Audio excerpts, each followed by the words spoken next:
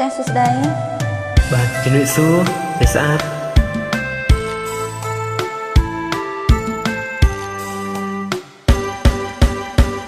អោអ្នកគ្រូ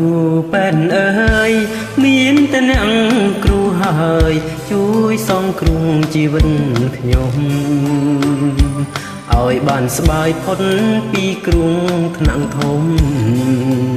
នាងមានគុណឧត្តមរកអ្វីផ្ទឹមមិនបានទេជារឿងធម្មតាទេណាលោកអើយលោកទូស្បាយខ្ញុំើយចិនដា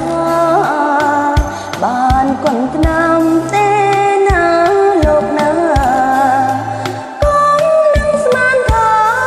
ជាព្រោះខ្ញុំតែអ្នកនាងវិចារនេះពិតចេញពីដួងហរទេសម្រងអ្នកនាងជួយឲ្យខ្ញុំជារួមទាំងថ្នាំប៉ែនទៀនផងណាថ្លៃទើបខ្ញុំស្បាយលហើយពីរូបគាខ្ញុំសូមលាសន្ហានាងគ្រូ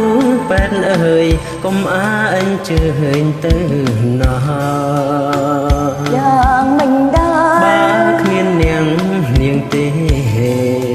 ខ្ញុំនាងប្រាកនជាគឺវិញទៀតហើយមានតែឈឺពុតទេអញ្ចឹង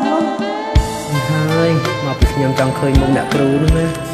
ព្រោះសម្រស់អ្នកគ្រូធ្វើឲ្យខ្ញុំលងហើយនេះ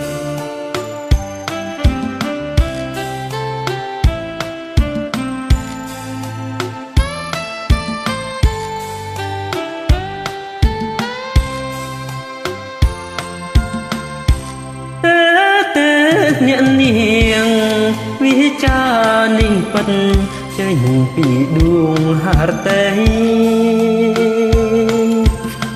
សម្រស់អ្នកនាងជួយឲ្យខ្ញុំជារួមទាំងថ្នាំប៉ែនទៀនផងណាថ្លៃទើបខ្ញុំស្បាយលហើយពីរូបគាខ្ញុំសូមលាសន្ហានាងគ្រូប៉ែនអើយកុំអញ្ជើញទៅណាយ៉ាងមិនដែរបើគ្មាននាងទេខ្ញុំនាងប្រកនជាឈឺវិញទៀតហើយអ្នកជំងឺឈឺពុនអញ្ចឹងមានតែចាក់ថ្នាំឲ្យឈឺលើដើមហ្មងចាសសូមអរគុណ